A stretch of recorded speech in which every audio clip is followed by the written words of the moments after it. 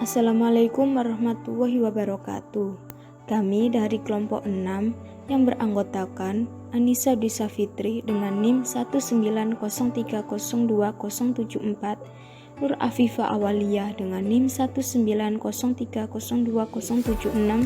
Ahmad Dimas Muhajirin dengan NIM 190302080. Di sini kami akan mempresentasikan materi tentang Decision Support System atau DSS. Pengertian DSS, Decision Support System atau sistem pendukung keputusan adalah serangkaian kelas tertentu dari sistem informasi terkomputerisasi yang mendukung kegiatan pengambilan keputusan bisnis dan organisasi.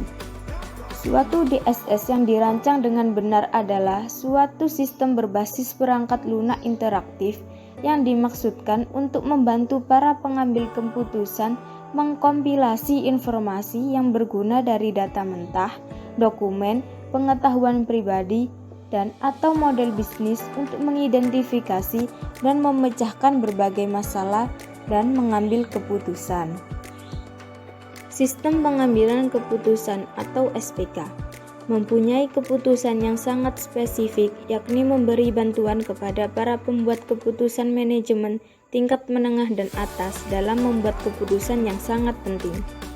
SPK atau sistem pendukung keputusan adalah sistem interaktif yang memberikan akses mudah ke model keputusan dan data kepada pemakai guna menunjang tugas pembuatan keputusan semi terstruktur dan tak struktur. Masalah-masalah yang ada dan mendukung adanya DSS. 1. Masalah terstruktur merupakan suatu masalah yang memiliki struktur masalah pada 3 tahap. Pertama yaitu intelijen, rancangan, dan pilihan. Yang kedua, masalah tak terstruktur merupakan masalah yang sama sekali tidak memiliki struktur pada 3 tahap model Simon di atas. Yang ketiga, masalah semi terstruktur merupakan masalah yang memiliki struktur hanya pada 1 atau 2 tahap Simon. Sistem pendukung keputusan dirancang secara khusus untuk mendukung seseorang yang harus mengambil keputusan-keputusan tertentu. Komponen-komponen sistem pendukung keputusan. 1. Data manajemen sistem. Segala aktivitas yang berhubungan dengan pengambilan, penyimpanan, dan pengaturan data-data yang relevan dengan konteks keputusan yang akan diambil. Selain itu, komponen ini juga menyediakan berbagai fungsi keamanan, prosedur integrasi data, dan administrasi data. Secara umum yang berkaitan dengan sistem mendukung keputusan.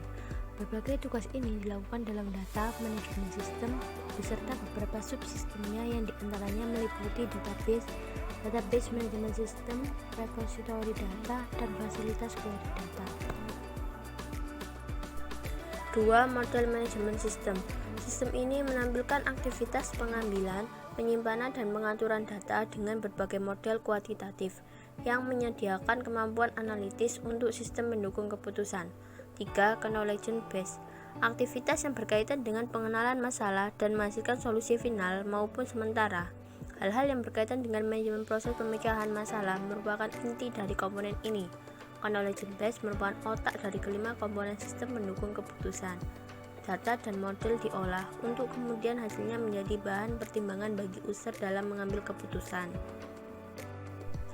4. User interface adalah jalur penghubung antara sistem dengan user, sehingga komponen-komponen sistem dalam sistem pendukung keputusan dapat diakses dan dimanipulasi dengan mudah oleh user untuk memberikan dukungan pada pengambilan keputusan. Kemudahan penggunaan dan komunikasi antar user dan sistem pendukung keputusan pada dasarnya merupakan ukuran keberhasilan penggunaan itu sendiri. 5. User atau S. Desain, implementasi, dan pemanfaatan sistem pendukung keputusan tidak akan efektif jika tidak disertai peran pengguna, kemampuan, keterampilan, motivasi, dan pengetahuan. Pengguna sebagai pengatur sistem pendukung keputusan akan menentukan efektivitas dari penggunanya. Tujuan DDS.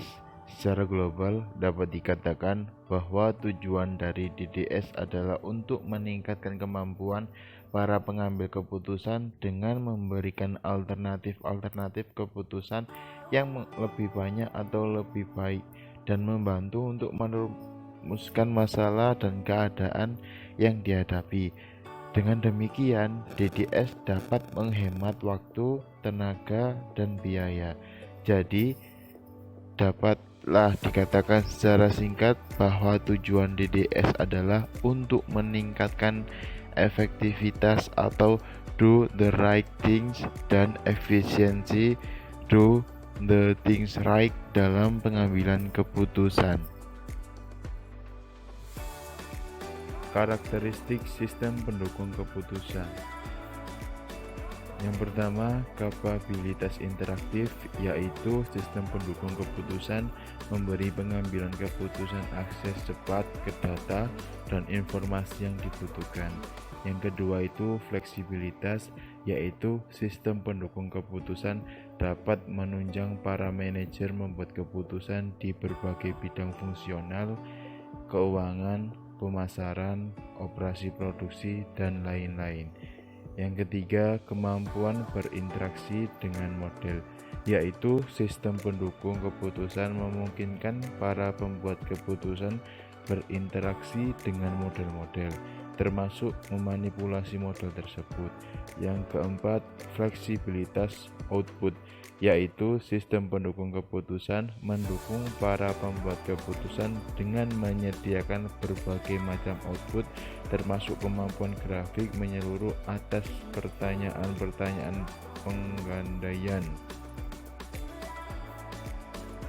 Langkah-langkah proses pengambilan keputusan.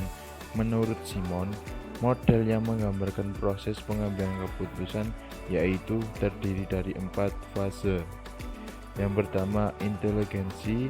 Tahap ini merupakan proses penelusuran dan pendeteksian dari lingkup problematika serta proses pengenalan masalah. Data masukan diperoleh, diproses, dan diuji dalam rangka mengidentifikasi masalah.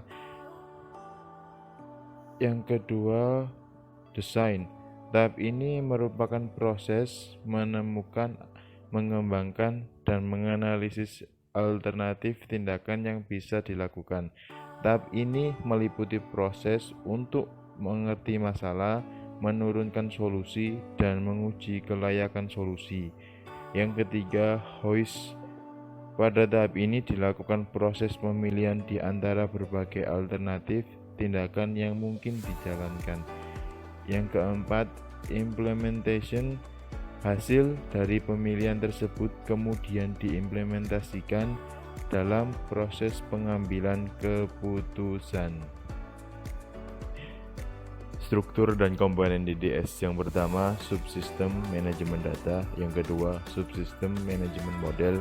Yang ketiga, antarmuka pengguna. Yang keempat, pengguna. Yang ketiga, subsistem berbasis pengetahuan.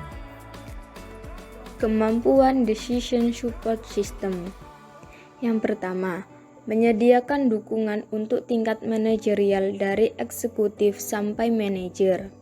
Yang kedua, menyediakan dukungan untuk kelompok individu. Sistem pendukung keputusan menyediakan dukungan kepada independen. Yang ketiga, sistem pendukung keputusan mudah digunakan. Yang keempat, sistem pendukung keputusan memberikan dukungan kepada semua fase. Yang kelima, sistem pendukung keputusan mendukung banyak proses dan gaya pengambilan keputusan. Sistem pendukung keputusan adaptif terhadap waktu. 4 kelebihan decision support system. Yang pertama, memperluas kemampuan pengambil keputusan dalam memproses data atau informasi untuk pengambilan keputusan. Yang kedua, menghemat waktu yang dibutuhkan untuk memecahkan masalah, terutama berbagai masalah yang sangat kompleks dan tidak terstruktur. Yang ketiga, menghasilkan solusi dengan lebih cepat dan hasilnya dapat diandalkan. Yang keempat, mampu memberikan berbagai alternatif dalam pengambilan keputusan. 3 kelemahan decision support system. 1. Sulit dalam memodelkan sistem bisnis. 2. mungkin akan menghasilkan suatu model bisnis yang tidak dapat menangkap semua pengaruh pada entiti. 3. Dibutuhkan kemampuan matematika yang tinggi untuk mengembangkan suatu model yang lebih kompleks. Pengembangan sistem pendukung keputusan atau DSS. DSS yang saat ini populer untuk digunakan adalah yang berbasis tabel atau spreadsheet. Beberapa manajer pengambilan keputusan dihubungkan satu dengan lainnya melalui jaringan komputer sehingga dapat saling mempertukarkan data dan informasi untuk keperluan pengambilan keputusan. Bahkan sudah ada DSS yang diperlengkapi dengan expert system atau dibuat berdasarkan teori kecerdasan buatan sama dengan artificial intelligence, sehingga keputusan bisnis secara langsung dapat dilakukan oleh komputer tanpa campur tangan manusia. Pihak yang berperan dalam pengembangan DSS ada manajer atau pemakaian, ada penghubung, ada pendukung teknik, ada pembangunan SPK atau fasilitator. DDS kelompok. Yang pertama, DDS kelompok adalah sistem berbasis komputer interaktif yang memfasilitasi usaha kelompok untuk menemukan solusi atau masalah semi terstruktur dan masalah tak terstruktur. Yang kedua, tujuan dari DDS kelompok adalah mendukung proses untuk mencapai keputusan. Generasi pertama GDDS didesain untuk mendukung pertemuan tatap muka yang biasanya disebut ruang keputusan atau dissection room, tempat bagi DDS kelompok untuk bertatap muka di mana terminal tersedia bagi para partisipan. Sekian presentasi dari kelompok kami. Jika ada kesalahan, mohon maaf sebesar-besarnya. Wassalamualaikum warahmatullahi wabarakatuh.